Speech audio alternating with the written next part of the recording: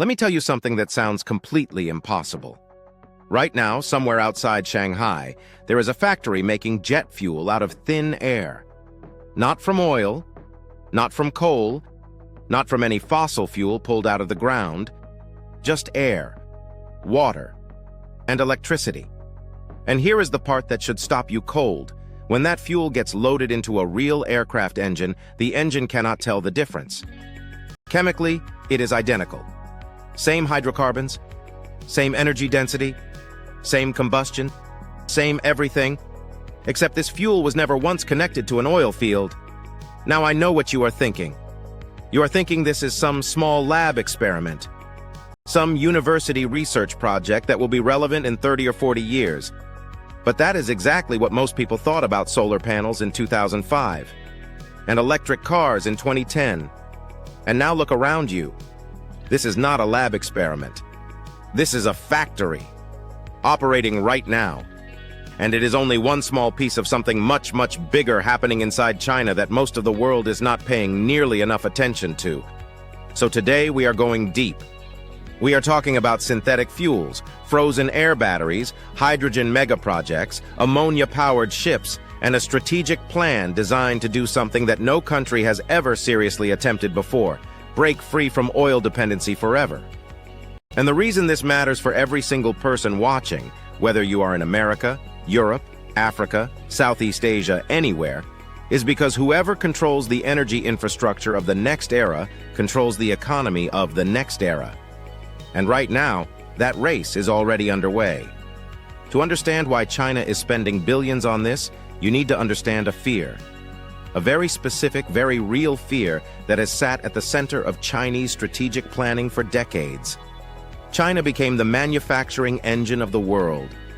Factories, steel mills, container ports, high-speed rail, megacities, all of it devours enormous amounts of energy.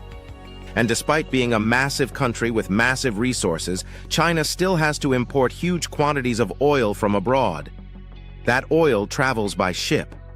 And almost all of those ships pass through one single point on the map: the Strait of Malacca, a narrow channel between Malaysia and Indonesia. At its tightest, just a few kilometers wide, and roughly 1/4 of all globally traded oil passes through it. Think about what that actually means. The entire industrial output of the world's second-largest economy depends in part on one narrow corridor of ocean thousands of kilometers away that China does not control. Chinese strategists even gave this a name. They called it the Malacca Dilemma, because anyone who controls that choke point can apply serious economic pressure on China without firing a single shot, without a single missile, just by controlling a narrow strip of water. China spent years trying to work around this. Pipelines through Central Asia, oil reserves, port deals with Pakistan, infrastructure investments across dozens of countries through the Belt and Road Initiative. All of it designed to reduce that single point of vulnerability. But here is the thing. Every single one of those solutions still depends on fossil fuels physically moving across long distances. The vulnerability never actually disappears. It just shifts location slightly. So at some point, Chinese planners started thinking about a completely different question. What if energy did not need to travel at all? What if a country could manufacture fuel locally from inputs that are available literally everywhere on Earth? Air is everywhere. Water is everywhere. And electricity can be generated from sunlight or wind in almost any location on the planet. That was the question. And the answer to that question is now being built at industrial scale. The Shanghai jet fuel operation runs on a process called direct air capture combined with electrolysis. Here is how it actually works, in plain language. First, machines pull carbon dioxide directly from the atmosphere. That CO2 is captured and concentrated. At the same time, renewable electricity is used to run machines called electrolyzers that split water molecules into hydrogen and oxygen. The oxygen gets released. The hydrogen becomes the key ingredient. Then the captured CO2 and the hydrogen are combined through chemical reactions to produce synthetic liquid hydrocarbons, jet fuel. The whole system sounds wildly complex, but the inputs are beautifully simple. Atmospheric air, water, electricity. That is it. No oil wells, no pipelines, no dependence on any country that happens to have geological luck. And this creates an extraordinary economic possibility. If synthetic fuel production costs fall far enough, any country with cheap renewable electricity could theoretically manufacture aviation fuel locally instead of importing crude oil. That flips the entire global energy trade on its head. Right now, aviation is one of the hardest industries to move away from petroleum because batteries simply cannot hold enough energy to power long-haul passenger aircraft.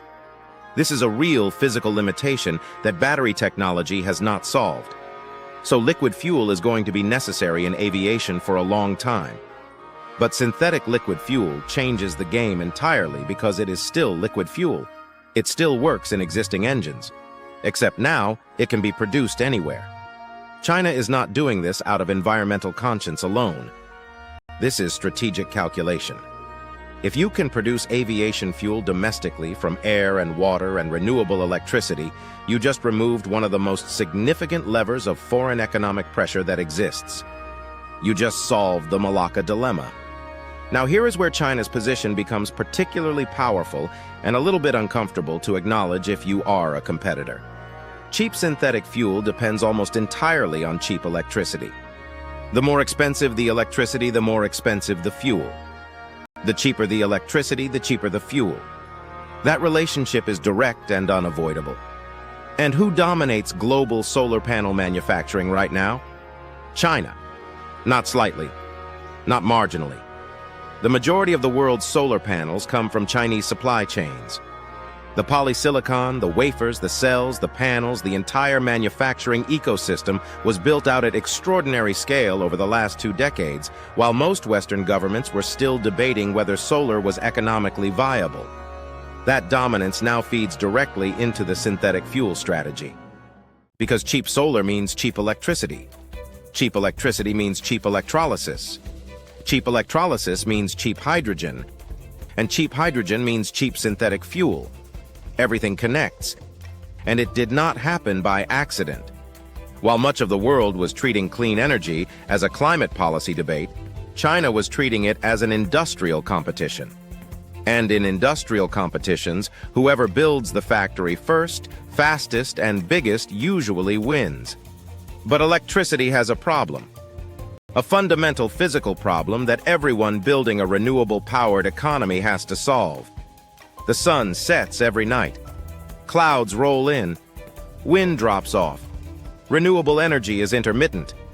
And modern economies are not. Hospitals run at 3 in the morning. Data centers powering artificial intelligence never stop. Factories cannot simply pause because the weather changed. So you need storage. Massive, long-duration, reliable energy storage. And this is where one of the strangest technologies on this list comes in. In the Gobi Desert, engineers have been running a giant battery made entirely from frozen air. This is called liquid air energy storage, and the physics behind it are actually fascinating. When you cool air down to around -194 degrees Celsius, it becomes liquid. You can store that liquid air in insulated tanks. Later, when electricity demand spikes, you let the liquid air warm up. As it warms, it rapidly expands back into gas. That expanding gas drives turbines. The turbines generate electricity, energy stored, energy released. Why does this matter compared to regular batteries? Because lithium battery storage is expensive, dependent on mineral supply chains, and limited in how long it can hold energy. Liquid air systems can potentially store energy for much longer periods, and the main input is literally just air. There is no lithium to mine, no cobalt to source from conflict zones, no exotic minerals to import. For a country trying to build a genuinely independent industrial energy system, that matters enormously. Because every mineral dependency is a potential vulnerability. Now we need to talk about hydrogen. Because hydrogen is not just one piece of this story. Hydrogen is the thread that runs through almost all of it. Hydrogen is essentially an energy carrier. You can use renewable electricity to produce it, store it, move it, and then use it later across industries that are incredibly difficult to power any other way. Steel manufacturing, ship propulsion, aviation fuel synthesis, industrial chemistry, heavy transport. China is rapidly scaling up something called electrolyzer manufacturing. Electrolyzers are the machines that use electricity to split water into hydrogen and oxygen. And they are essentially the engine of the entire hydrogen economy. No electrolyzers, no green hydrogen, and China is producing a massive percentage of global electrolyzer supply. You may notice a pattern here. Solar panels, EV batteries, now electrolyzers. In each case, China identified a critical component of the emerging energy economy, built manufacturing capacity at enormous scale, drove down costs through industrial learning curves, and ended up in a dominant supply position. If hydrogen demand explodes globally over the next decade, and most serious analysts think it will, countries are going to need electrolyzers at a scale that has never been attempted. And right now, a large portion of that supply chain runs through China. Here is an interesting wrinkle, though. Hydrogen is actually very difficult to transport. It is the lightest element in the universe. It leaks through things. Compressing it or cooling it enough to ship it in bulk requires expensive specialized infrastructure. So researchers looked for a smarter solution. And one answer is ammonia. Ammonia is essentially a molecule that carries hydrogen inside it. You can produce ammonia from hydrogen, ship it much more easily as a liquid, and then either extract the hydrogen at the destination, or just burn the ammonia directly as fuel. And it turns out ammonia works remarkably well as a fuel for large ships. This is significant because global shipping is one of the single largest consumers of fossil fuels on Earth. About 90% of everything traded globally travels by sea at some point. Those massive container ships burn extraordinary quantities of heavy fuel oil. If ammonia-powered shipping becomes commercially viable, and tests in Japan and South Korea suggest it is moving in that direction, one of the biggest oil-consuming sectors on the planet starts transitioning away from petroleum. China is investing heavily in ammonia production capacity. And once again, the hydrogen economy sits at the foundation of all of it. And then there is the wildest piece of this entire picture, the one that still feels furthest away but could change everything if it arrives. Fusion energy. Fusion is what powers stars. Instead of splitting heavy atoms like conventional nuclear plants do, fusion combines light atoms at extreme temperatures to release enormous amounts of energy. The theoretical advantages are staggering. No carbon emissions, minimal long-term radioactive waste, fuel derived essentially from hydrogen isotopes that are widely available, and energy output that dwarfs what fission reactors produce. The problem has always been control. Generating fusion reactions requires temperatures hotter than the core of the sun, and containing plasma that hot is one of the hardest engineering problems humans have ever attempted. China's main fusion research program, called the East Tokamak, has been setting records for plasma confinement duration. Commercial fusion is probably still years away at minimum, maybe longer. But the investment is real, and the ambition is serious. And if fusion ever does arrive at commercial scale, every single other technology in this conversation becomes dramatically more powerful. Because suddenly, electricity becomes extraordinarily cheap and abundantly available.